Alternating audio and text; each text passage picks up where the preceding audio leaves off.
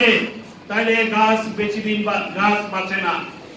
একটা মানুষের মাথায় যদি পছন্দ থাকে সেই মানুষটা বেশি দিন টিকতে পারে না। তাই রাজনীতির মাথা হলো ঢাকা শহর, রাজনীতির মাথা ঢাকা মহানগর। সেইভাবে এই মাথাটাকে আমরা প্রথম টার্গেট করেছি। মাথাটাকে সুস্থ রাখতে হবে, মাথাটাকে শক্তিশালী করতে হবে। যার কারণে আজকের এই ঢাকা মহানগর উত্তর এবং দক্ষিণের যৌথ সভা।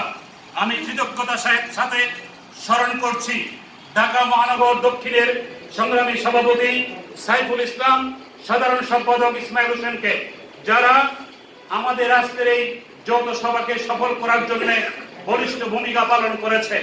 স্মরণ করছি ঢাকা মহানগর উত্তরের ভারপ্রাপ্ত সাধারণ সম্পাদক জুয়েল খন্দকার এবং আব্দুল মান্নানকে, যারা আজকের এই সভাকে সাফল্যমণ্ডিত করার জন্য ভূমিকা রেখেছেন। আমি এই কেন্দ্রীয় কমিটির পক্ষ থেকে তাদেরকে কৃতজ্ঞতা জানাই। তার পাশাপাশি বলতে চাই, আজকের এই আজকের এই সমাবেশ, আজকের এই উপস্থিতি আমার কাছে যথেষ্ট মনে হয় নাই। তারপরেও আমি অত্যন্ত উল্লসিত, উজ্জীবিত যে এইভাবেই সামনের দিকে আমাদেরকে এগিয়ে যেতে হবে। আমরা আশা করি এই 16 ডিসেম্বরের যে প্রোগ্রামটা হবে, আমরা 14 ডিসেম্বর শহীদ বুদ্ধিজীবী দিবস আমরা সকাল 9টায় রায়ের বাজার বদ্ধভূমিতে পুষ্পস্তবক অর্পণ করব।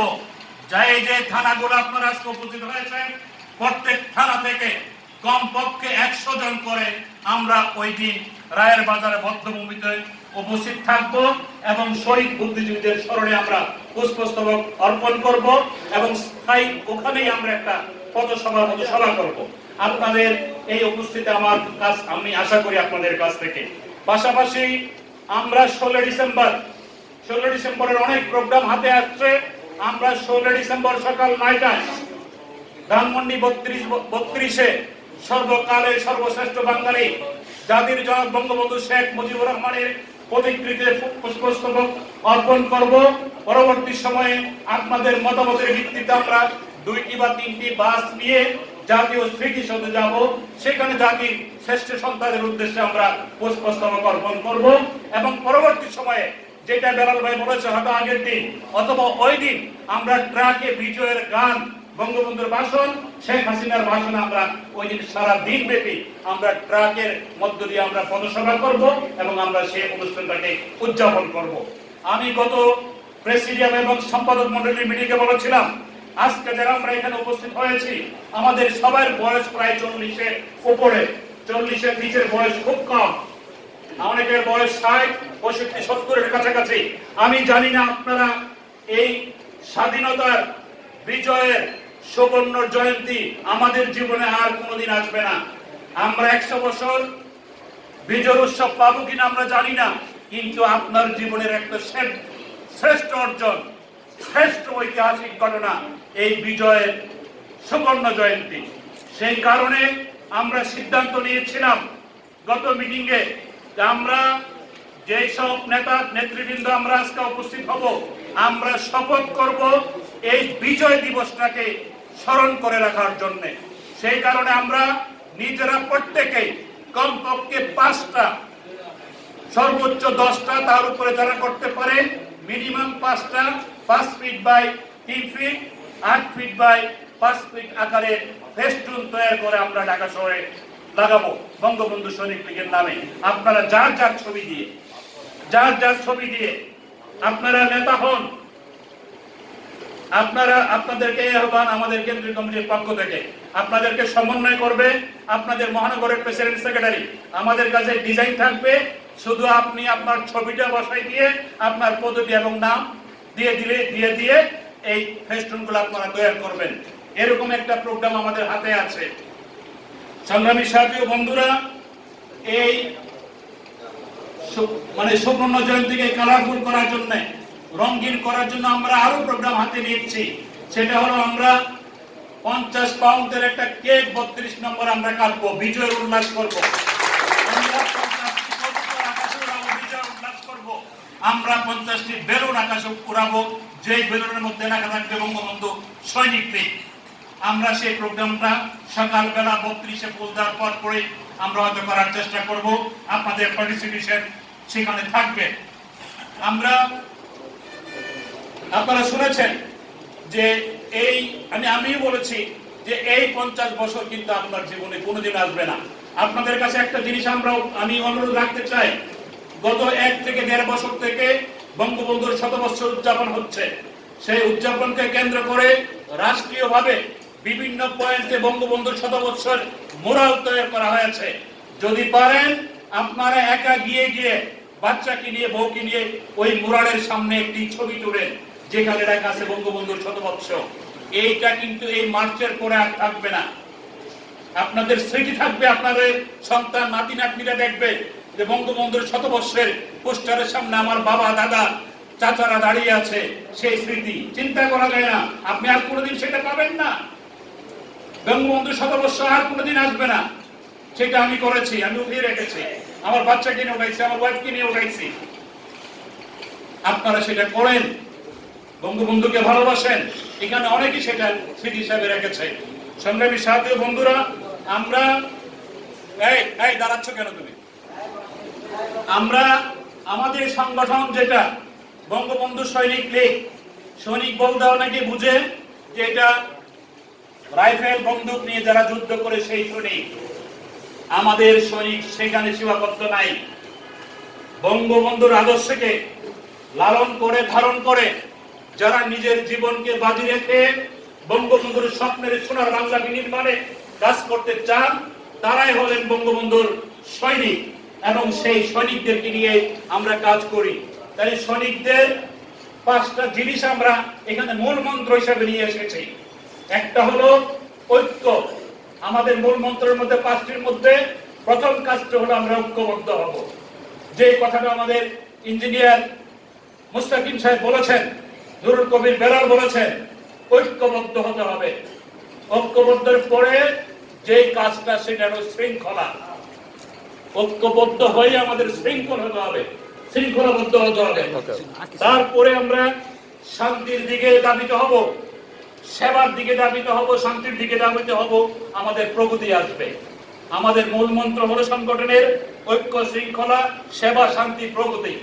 এই মূল মন্ত্রকে ধারণ করে আমরা আজকে একটা শপথ নিতে চাই যে বঙ্গবন্ধু সৈনিক লীগের সাথে যারা আমরা সম্পৃক্ত হয়েছি, কোন বৈফল নেতৃত্বের প্রবঞ্চনা, বৈফল নেতৃত্বের মিথ্যা আশ্বাসে আমরা কোন অন্যদিকে ধাবিত হব না।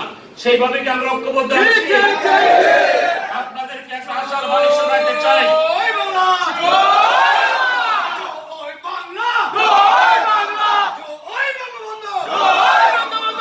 আপনাদেরকে একটা আশার বাণী শোনাতে চাই। আমরা 1995 সাল থেকে এই সংগঠনের লালন পালন করে আসছি। সারা বাংলাদেশের এমন কোন জায়গা নেই, এমন কোন থানা নেই, এমন কোন জেলা নেই যেই জেলায় আমার পদচারণা এই শরীর লীগকে কেন্দ্র করে হয় নাই। সারা বাংলাদেশের প্রত্যেকটা জেলায় আমার পদচারণা আছে। আমি নিজে ঘুরে ঘুরে আমাদের সভাপতি যিনি আছেন তার সহযোগিতা, তাকে নিয়ে এবং নেতৃবৃন্দ যারা আছে তাদেরকে নিয়ে সারা বাংলাদেশের প্রত্যেকটা জায়গায় আমি সংগঠনটাকে সুসংগঠিত করার জন্য কাজ করে আসছি। তার কিন্তু একটা বিশাল সফলতা আছে, বিশাল সাকসেস আছে। আজকে সারা বাংলাদেশের প্রত্যেকটা জায়গা থেকে আওয়াজ উঠতেছে, আমাদের ছাড়া এখানে যারা বসে আমরা আছি তাদের ছাড়া অন্য কেউ বঙ্গবন্ধু সৈনিক লীগের সম্মেলন করার যোগ্যতা রাখে না। সেই মোতাবেক আমরা যে প্রোগ্রামগুলো করেছি সারা বাংলাদেশ তথা বাংলাদেশের প্রাণকেন্দ্র ঢাকা শহরে যে আমরা সাংগঠনিক কর্মকাণ্ডগুলো পরিচালনা করেছি, টোটাল কর্মকাণ্ডের ভিডিও ফুটেজ জননেত্রী শেখ হাসিনার কাছে আছে। আপনারা শুনে খুশি হবেন, শেখ হাসিনা একটা মিটিং এ বঙ্গবন্ধু সৈনিক লীগের এই নেতাদের নাম বলে উল্লেখ করেছে। বঙ্গবন্ধু সৈনিক লীগের আদর্শ নিয়ে রাজনীতি করছে, যারা জিয়াউর রহমানের কবর উৎখাত করার জন্য মানববন্ধন করে। তোমরা কি করো? আমাদের সংগঠনের নাম বলে উনি ওখানে বক্তব্য দিয়েছে। ওনার কাছে যারা ইতিমধ্যে গিয়েছেন, অনেকে 2-1টা নাম নিয়ে গিয়েছেন, আপনারা এই নামটা নেত্রী এই নামটা ডিক্লেয়ার করে দেন, আমরা সংগঠনটাকে ছাড়াও, মানে সংগঠনকে চালাই। উনি কাগজটাকে ছিঁড়ে ছুঁড়ে ফেলে দিয়েছে। যে সৈনিক লীগ কারা করে, সৈনিক লীগ কারা মাঠে আছে আমি জানি, সময় মতো তাদের নাম আমি ঘোষণা করব। তোমাদেরকে দিয়ে হবে না, তোমাদেরকে দিয়ে হবে না। যার কারণে আমি গত মিটিংয়ে বলেছি, তারা এখন অনেকে হাতে পায়ে ধরছে, ভাই চলেন আবার একসাথে আমরা রাজনীতিটা করি, আবার একসাথে করি। আমি বলেছি, ওই যে একটা কুলাঙ্গার চট্টগ্রামের সালাউদ্দিন কাদের চৌধুরী, উনি কিন্তু বলেছিল খালেদা জিয়াকে, কি বলছিল, তালাক দেওয়া বউয়ের সাথে সংসার করা যায় না। তাই ওনার এত নেককার ভাবে আমি বলতে চাই না। যারা অরাজনৈতিক সংগঠন, যারা রাজনীতি বুঝে না, যারা রাজনীতির ও আ ক খ জানে না, তাদের সাথে কি রাজনীতি করা যায়? যায় না। আমি বলেছি আপনাদের সাথে আর ঐক্য হওয়ার কোনো সুযোগ আমাদের নাই।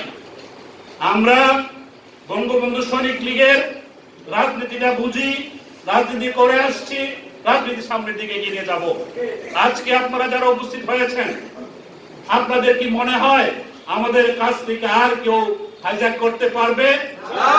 আসে না, সেই সুযোগ আর দেওয়া হবে না। আমরা ভালোবাসতে শিখেছিলাম, আমরা শ্রদ্ধা করতে শিখেছিলাম, আমরা আদর করতে শিখেছিলাম, কিন্তু তারা সেই সুযোগে সেটাকে হাইজ্যাক করতে চেয়েছিল। হাইজ্যাক তো ঠিকভাবে করতে পারে নাই, হাইজ্যাক তো ঠিকভাবে করতে পারে নাই। তারা রাজনীতির কিছুই জানে না, যার কারণে গত 2.5 বছর থেকে সারা বাংলাদেশের আমাদের প্রত্যেক জেলার নেতৃবৃন্দদের কাছে তারা প্রতিদিনই প্রায় মেসেজ পাঠায় যে কি, এই তো সম্মেলনের ডেট হয়ে যাচ্ছে, এই তো সম্মেলনের ডেট হয়ে যাচ্ছে, এই তো আমাদেরকে ডিক্লেয়ার করে ফেলতেছে। কিন্তু টোটাল 2.5 বছরে প্রমাণিত হয়ে গেছে যে টোটাল একটা ফোকাস, বাউতাবাজি এবং মিথ্যাবাদী। তারা জানে না বঙ্গবন্ধু সৈনিক লীগ সংগঠন, মেইন সংগঠন কি, তারা জানে না সাব সংগঠন কি, উপসংগঠন কি।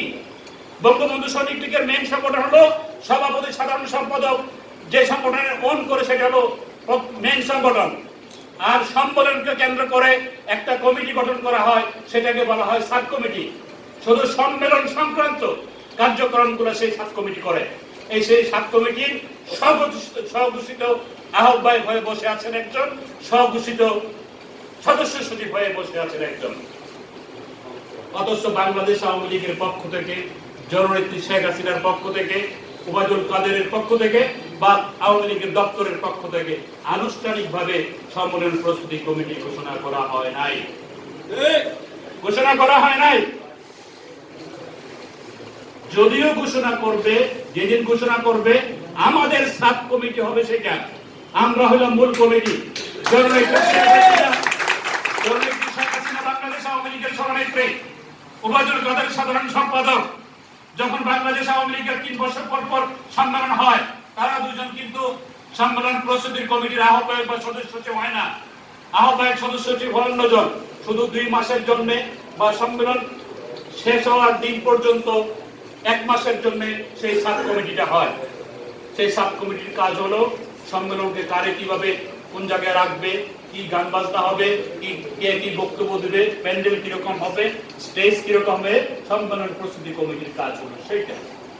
আর এখন যিনি সম্মেলন প্রস্তুতি কমিটির আহ্বায়ক সদস্য দাবি করে বসে আছেন, তারা সেটা জানেন না। এই জিনিসটা যারা জানেন না, তাদের দ্বারা বঙ্গবন্ধু সৈনিক লীগের দীর্ঘ পরিক্রমা পাড়ি দেওয়া যাবে যাবে না। অতএব তাদেরকে আমরা এখান থেকে বয়কট করলাম, তাদের পিছনে বঙ্গবন্ধু সৈনিক লীগ দায়।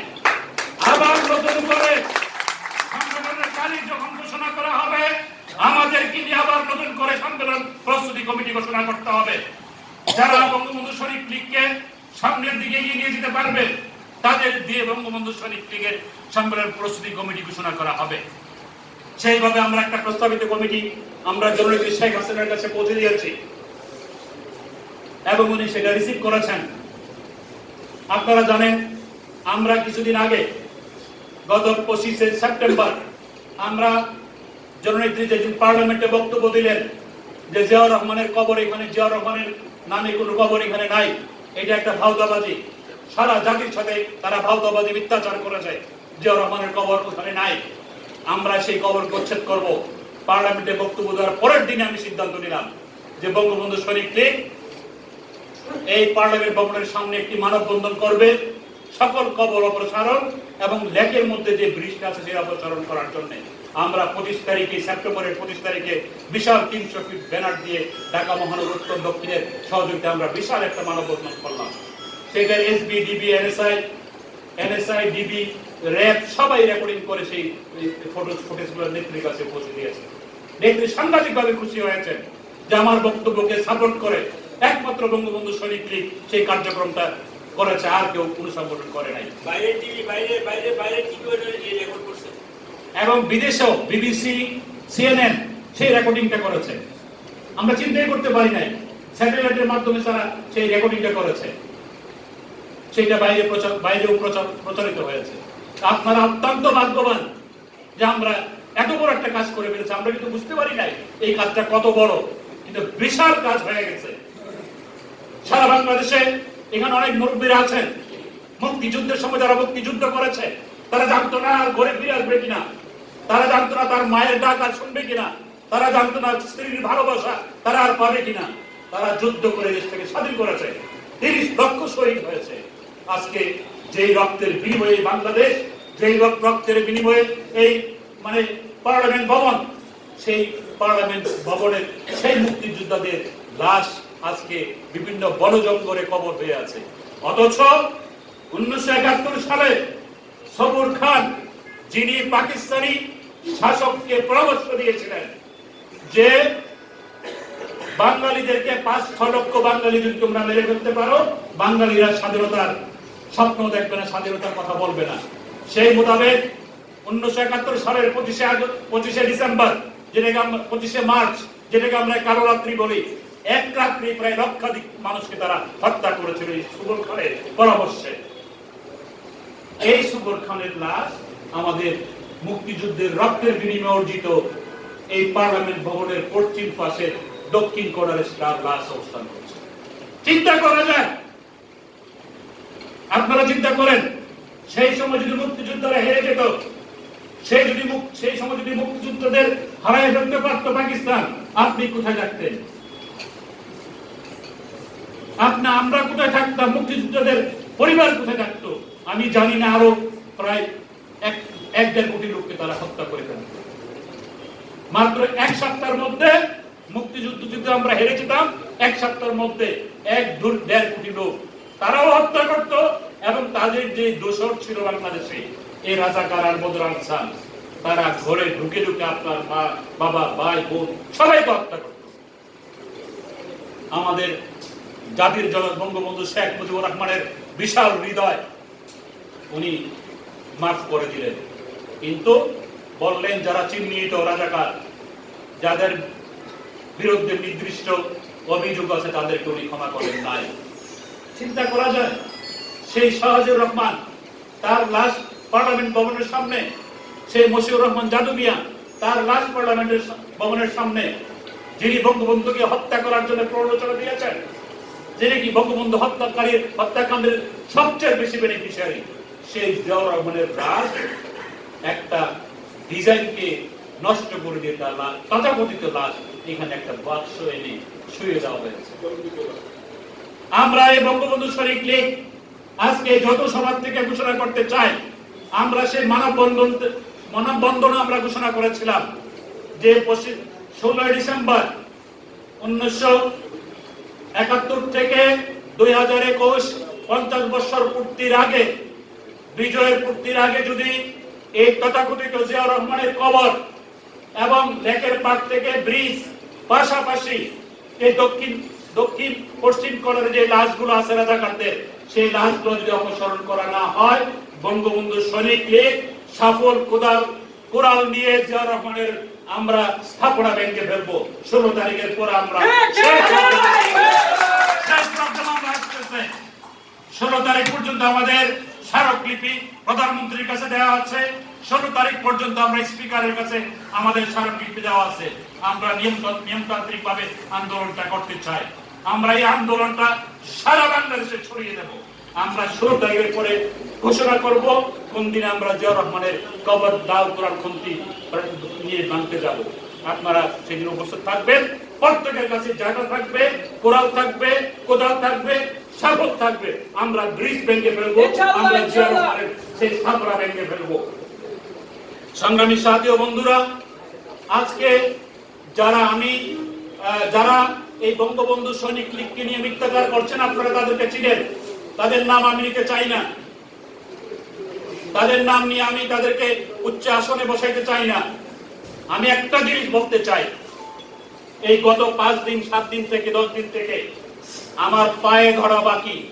আমাদের শ্রদ্ধাভাজন নেতা কাসেম সাহেব জানে, উভয় গ্রুপ থেকে আমার পায়ে ধরায় বাকি, যে চলেন একসাথে করি, আপনাকে ছাড়া হবে না। আমি বলছি না, যাদের কারণে হয় নাই তাদের সাথে আর হবে না, যাদের কারণে হয় নাই তাদের সাথে আর হবে না।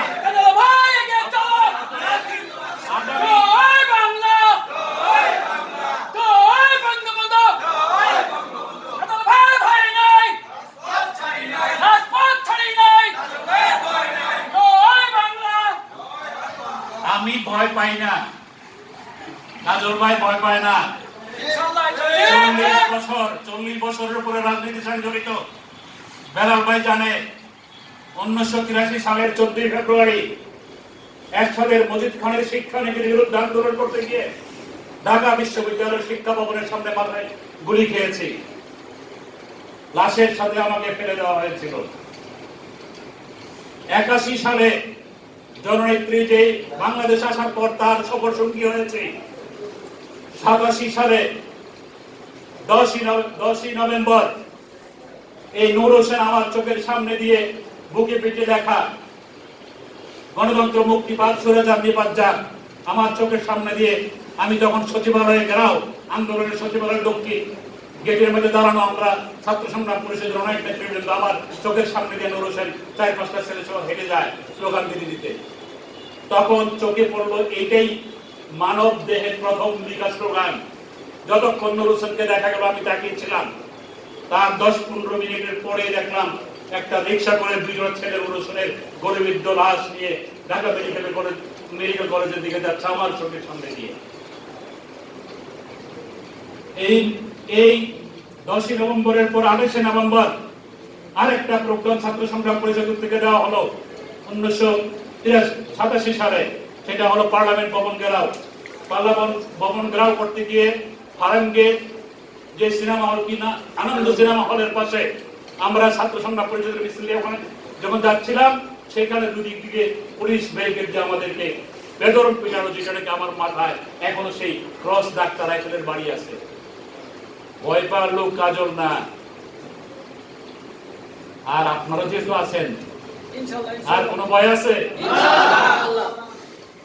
আমি ভয় করি না, আপনারাও ভয় করবেন না, আমাদের সভাপতি ভয় করে না। উনি ভদ্র মানুষ, নরম মানুষ, ওনার ভিতরে ভয় ডর কিছু নাই।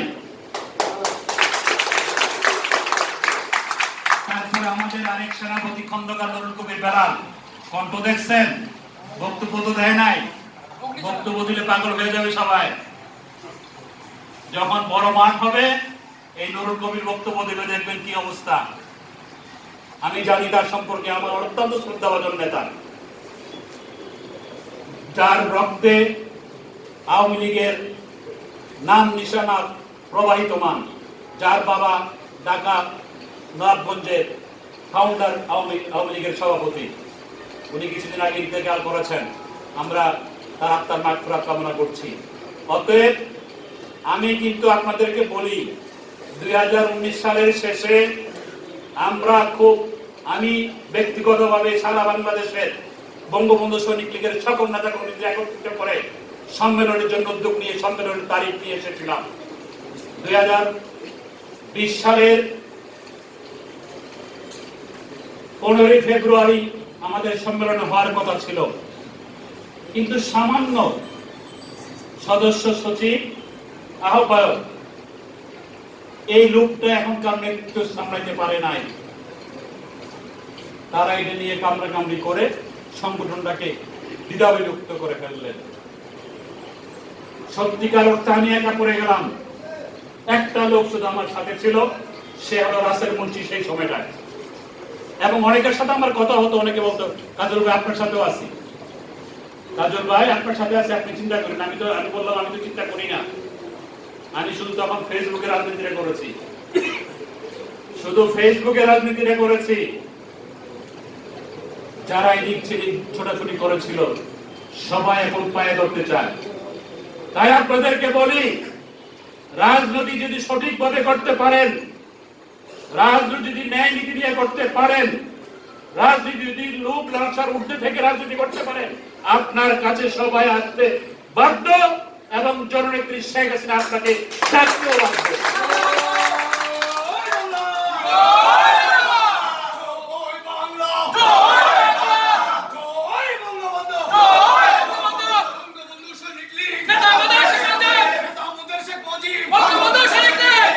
রাজনীতি হলো মানে এক একজন এক এক রকমের মূল্যায়ন করে। হিন্দি তো ইয়াতে কি বলে আমাদের বেলায় অনেকগুলো হিন্দি না উর্দু বললেন জানি না, আমি হিন্দিও বুঝি না উর্দুও বুঝি না।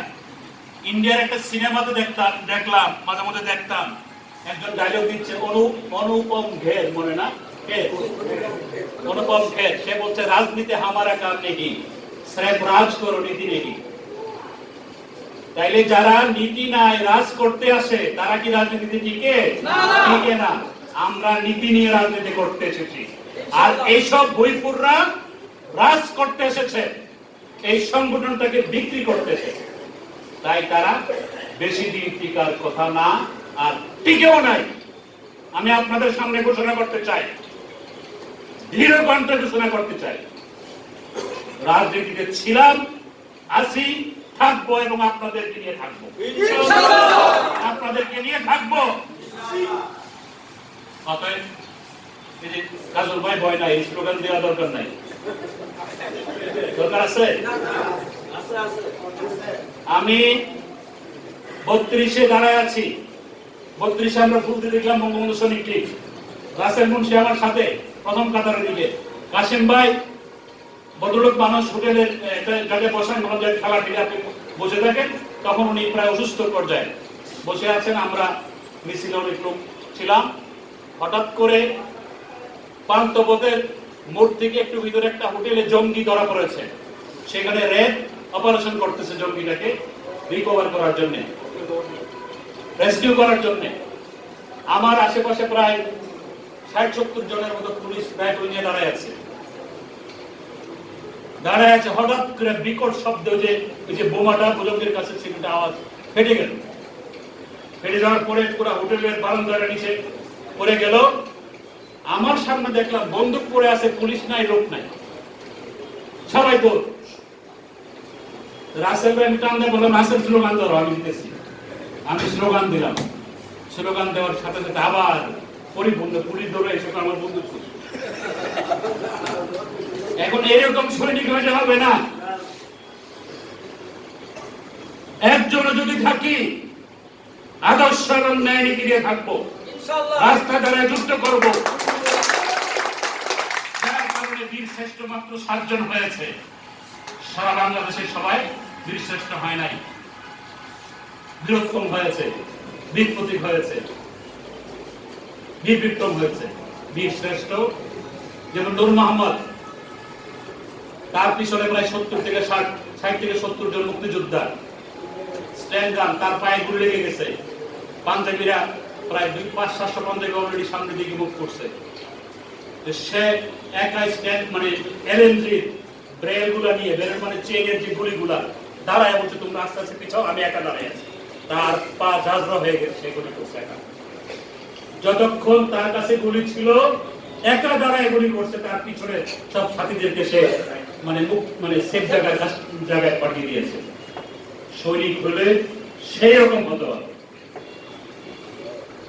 অমুক ভাই কি বলছে, দুদলমান, এক পা আমার ওইদিকে আরেক পা এদিকে হবে না। আমার হিসাব হয়ে গেছে, সারা বাংলাদেশে নেতা কর্মীদের কার পা কার হাত কোন দিকে আছে। কাজল ভাই আপনার সাথে আছি, কাজল ভাই আপনি তো আমার প্রাণ প্রিয় নেতা, আবার একজনের কাছে আপনি আমার নেতা। আমার বোঝা হয়ে গেছে,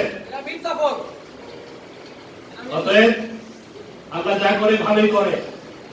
গত 2 বছরে সম্মেলন না হয় সারা বাংলাদেশের নেতাদের চরিত্র এবং চেহারা আমি বুঝে গেছি।